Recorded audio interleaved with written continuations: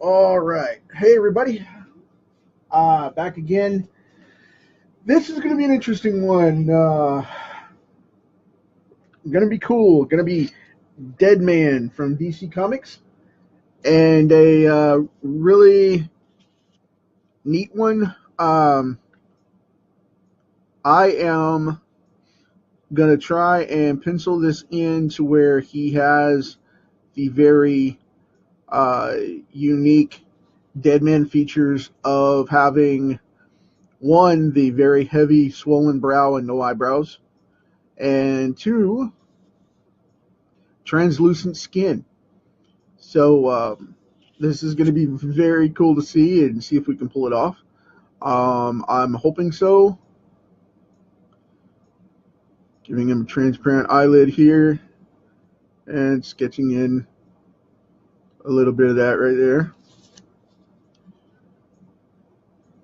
Now I have an effect an effects trick that I learned a few years back on how to make this look solid on the hard line and then look transparent through the under appearance. And the way that I found that out was to use a smaller lead point. It's a neat trick that I picked up from a manga artist, and that's how they show transparency in black and white without graying it out. And I just found that very cool, and it's a creepy effect. You guys will see in just a minute. So bear with me here.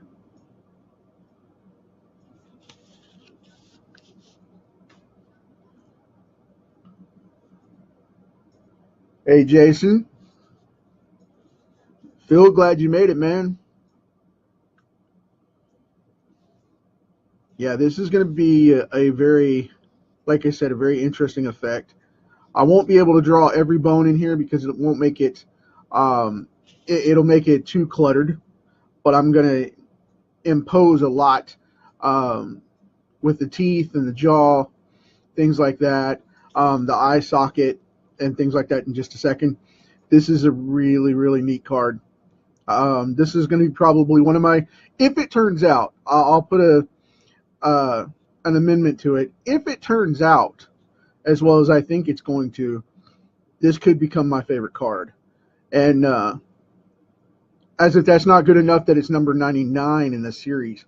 I've been doing this for 99 days straight. Come rain or shine, power outages or otherwise. I have been doing these cards for 99 days straight now. That's 99 cards, 99 lives, 99 days. So, yeah. Very cool. That's kind of a benchmark thing. Okay, now I'm going to switch over. Right now, I'm going to switch over to my point 3. I have a point 1, but you guys won't be able to see it on screen. I actually do have a point 1 that is made by the same company, Graph Gear. I love that pencil. It's crazy. The leads are ridiculous. I've stabbed myself many a time with them.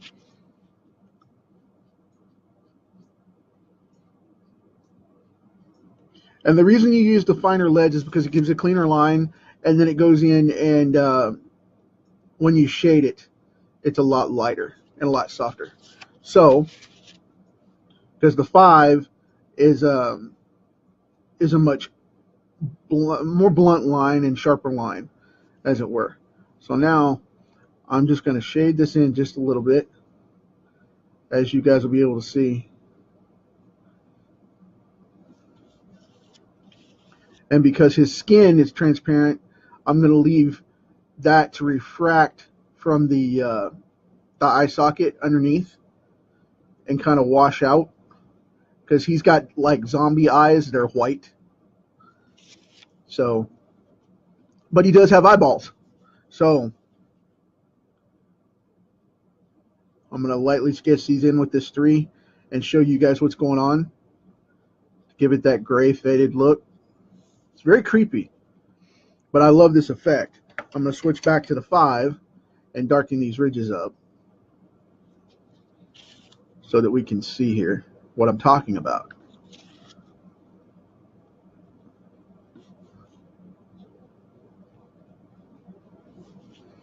Because he's not a happy dude. Of course, if you were the spirit of death for, the spirit of vengeance for DC, would you really be happy either? I mean, seriously? Just saying. So here we go. Here's the jawline right here, and here's the gap in the back for the bone, and there's the top of the teeth. Put the tooth sticking out there, the teeth sticking out at the side, and I'm going to edge that in just a little. And now I'm going to softly line these teeth in as they go transparent through his skin. And since DC started doing this, this makes this character, I mean, as if this dude wasn't creepy enough, when they started doing this right here, I was like, I am on board. This is back. This is a great book, and I am all over it. I love the DC Supernatural stuff. It goes with the classic 50s style horror books, way better than anything else. And I just love that old nostalgia style of the classic horror. That is very, very creepy stuff. Gonna draw in the nose ridge right there where you can actually see the bone. Put in that little piece of bone right there, and then shadow that in right through his nose, man. That is just wild to me. And it's not painted on his face. His skin is translucent. So that is just spooky as all get out to me. Now I'm going to draw in the bottom jaw here to draw in the bone, show the flesh laying over it just a little bit.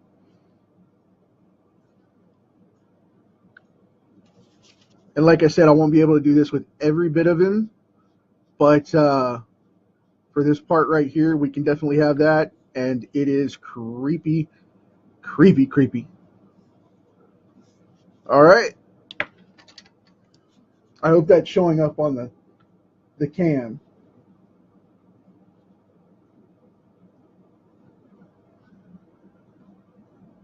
Okay. Yeah, Jason had to go because he was he forewarned me he wouldn't be able to come on because he's driving. But yeah, I appreciate him coming on and stopping by. But like I said, I hope this effect is showing through, and I hope you guys picked up on that and are able to use it in your artwork because it is freaking cool. Love it. Love it, love it, love it. All right. Now I'm going to go in and kick out the suit here. Put the Red Man collar up here. The DEADMAN Red Man collar. I really dig this character. I wasn't into it when it first came out. As my personal experience with you guys, to let you know, yeah, I didn't dig this character when it first came out at all. I don't know as much as I would like to about this character. I do know that he is, like I said, the equivalent of DC's Spirit of Vengeance. And he inhabits people to fight crime. So that's about it with him. If you guys know the origin stuff, please fill me in on it because I'm trying to find some great reads about this character to get to know him better. And I wanted to draw him in this series because of the fact that I have never drawn him before. Not even for friends or commissions or whatever. But I knew this effect would come in really, really handy with this one to pull out of my bag of tricks here and show you guys. And it would make a really, really cool card. So that's what we got. That's where it's at. But I learned about him when, in my 20s, I learned about him. And my cousin and my brother were big into him for a while for the supernatural stuff because they were into the darker stuff, the darker comics. And, the skulls and crossbones and all that mess. And, not knocking it, but that's where it's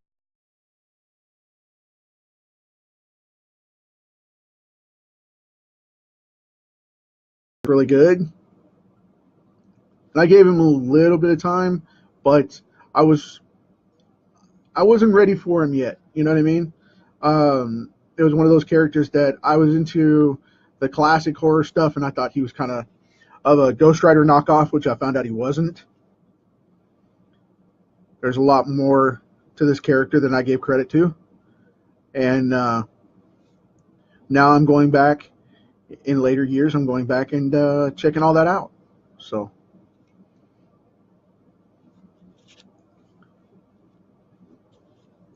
but now, did you guys hear?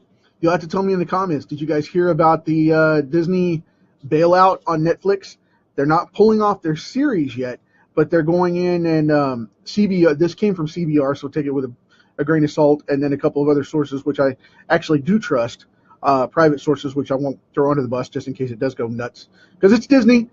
Disney is pulling off their feature films off of Netflix, which I had heard rumors about this months ago, and then it's actually become a reality now to where they're coming out and pulling all their feature films off and all their animated stuff off, and the Disney brand is moving off to pull all their Marvel and Disney features off of Netflix to move them onto a private subscription service so that they can do their own like HBO Go or one of those Go app type situations to where you buy and you pay $10 or $15 a month to have it on your cable channel, and you get it on your device as well as a subscription service. So be forewarned, that's happening. Marvel is moving their stuff over via Disney's corporate call. I understand it that Marvel is also moving their comic books out to be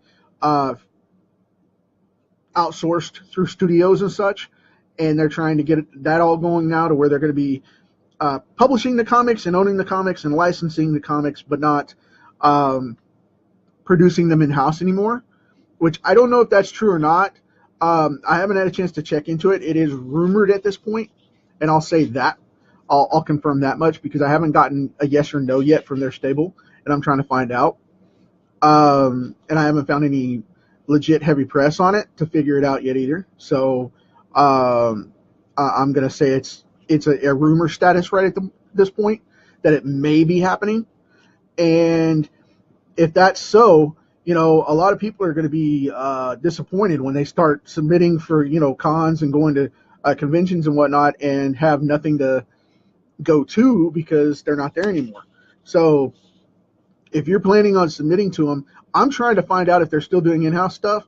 And if this thing goes off where they start taking stuff down and outsourcing to other companies, then I'm not going to bother.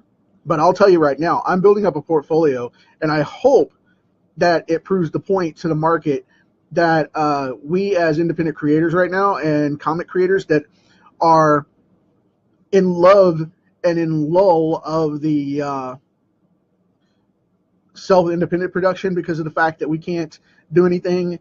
I'm saying I'm producing books, but I mean we as in you guys in general that follow me. There's a big, massive group that don't want to give up on DC and Marvel yet. And the thing is, if Marvel is shutting down to where they don't sign you on without an exclusive contract, if you get lucky enough to make it in,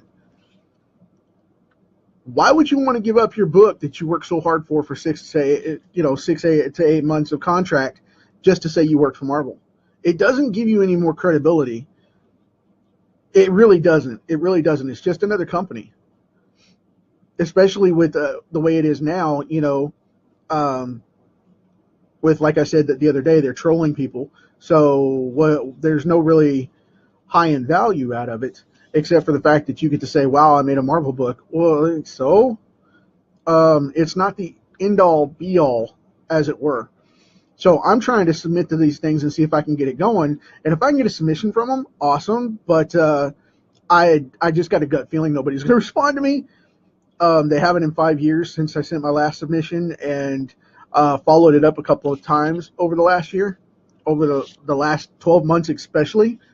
I just don't see them responding to me. And I may even be on that, some people say is a mythological thing. It's a conspiracy theory type thing where there's a blacklist. I may actually be on that because they won't even respond to my emails. So, because I talked about them in my podcast and stuff, and I didn't bash anybody. I just said that they weren't doing the best they could, you know. Um, Hopefully that didn't come down that way, but it looks like it may be. I don't know. We'll find out. Um, I have no ill will towards them. I just think they should stop trolling for artists and start making comics again. But Disney got them as an IP, and they're going to close them down, so that's what's going to happen. Um, I predicted that back in 2005 when they started the bid for them, and now in 2008 they started stepping up, and in 2017 they're closing them down just like I said they would. So that's unfortunate, but we're going to see. I'm going to put in a submission just to prove the point to whether we can still get in or not. Either A, I'll get a submission and get a request out of it and get to show some work and do some stuff with them, or at least a rejection letter of some sort.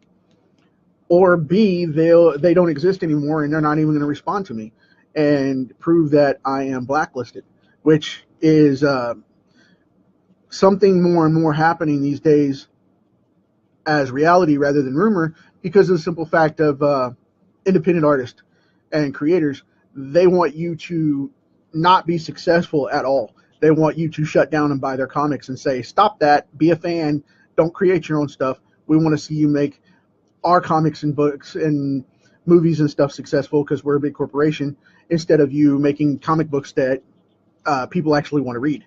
So go figure, you know. I mean, don't get me wrong. Like I said, I'm not getting on the bash wagon for Marvel and DC. I'm just saying that things have changed and they don't care about us anymore as fans or fellow creators as far as this comes out. I would love to see that change. DC, I'm still on board with them. I think that they're doing a lot of cool stuff in the next couple of months and making changes, and we'll see how they go. But again, you know, they're not taking talent except for the workshop, you know, where they invite 30 people and make them compete against each other and cutthroat, and we'll see how it goes. I'm submitting there to a couple editors as well. I hope that pans out. I know a lot of people in the business that won't answer either way because they don't want their job to be at risk, but we'll see what happens. I'm hoping for the best here, but expecting the worst, just to be honest. But we'll see what happens. But this is a proven point to come out and say, okay, you guys, let's see about getting your books done and moving instead of messing with them. I'm doing it to prove the point that their submissions process is null and void, and you need to start producing your own comic books and just move on. So there is a market there, and I can prove the stats of the market as well because of the financials that are coming out on the quarter. You know, there is a comic book market. It's just not in print for monthly trades anymore. For monthlies anymore. It is going into trades and to digitals. Think about that. When the market's moving into that transition, the big two aren't making that transition properly. Where Image and Dark Horse following suit are making a really, really good transition for that. Because they're doing digital books next to their print books. And, you know, I keep using Spawn for an example. You know, back in March 2017 of this year, the stats came out and showed that Todd McFarlane had less than 18,000 printed books worldwide for that Spawn issue back in March. But yet, if you go digital, he had over 300,000 U.S. wide, and had it was something like 530 something thousand globally as downloads, and he charged $1.99 for each of those. So the digital market is there. It's just the old guard has to step up and want to produce books in it, and the new guard has to want to accept print prices, you know, or at least discounted prices, so that we can still survive to make these books happen. because there has to be some negotiation there. There's a fine line. But it is what it is, you know. A lot of people want to come in and say, well, you know, that doesn't work, you know, but, well, I want to start something other than a superhero comic. Well, you know, when are people going to get out of superhero comics? Comics aren't just superheroes. They never have been. They were a fad medium. They still are. If you go back into the 30s and 40s and check the stuff that was out there, it was primarily romance, war, or crime drama, or sci-fi, or especially horror. You know, it's not... superheroes have only been around since the 40s as a late genre, and they were anthology books at that point up until the 50s. And they didn't become mainstream where they dominated until the 60s. I mean, even with Batman and Superman around forever, they still didn't dominate the market until the late 50s, early 60s, when Marvel made its transition from Timely, and DC moved from Detective Comics to what we know as DC, with their own mainstream style line of superhero comics. So you got to think about that one. That's a big deal. Now, as I come in here, I'm going to line out this eye really sharp because it is transparent, but you can see his eyeball. And I want that line to really pop off. And I want that ridge right there.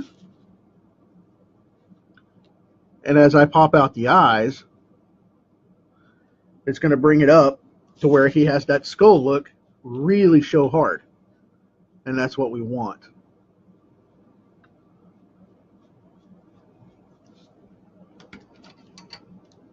And like I said, I wanted to go through here and show this as transparency. You can see the lines on his skull. You can see the ridges on his skull and his brow.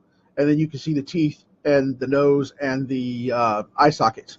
So that's where we are at this particular point. This is DEADMAN. This will all be red. He will be white and gray. Of course, transparent. And I think we've got him done.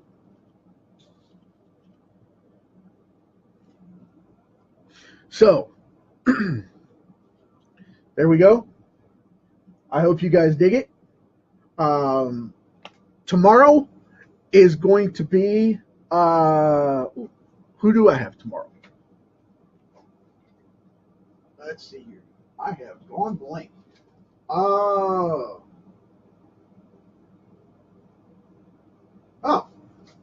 okay, cool. Card number 100 tomorrow will be Doctor Strange. Okay, you guys will get to see Doctor Strange tomorrow as card 100. It will be also the big transference over to my my fan page. I'll post on my timeline for that. You guys will see it. I'll post on my timeline to check it out in the card sketch tomorrow. In the preview, when I say I'm going to go live, I'll give you guys the link to that so you can see where it's going to be posted. It's going to be interesting. I'm going to be doing that from my fan page now. I still will post to my timeline for you guys so that you can see the videos, and they'll be public as always. And I'm going to post all of the new cards and all of the completed stuff up there and get that in one big file so you guys can run through it and check out to your heart's content. Also got some new stuff coming on with the webcomic and whatnot. I appreciate it. You guys are awesome as always. Thank you. Love it, like it, share it, hate it, whatever you feel the need to do. I appreciate it all. Thank you so much. Catch you tomorrow.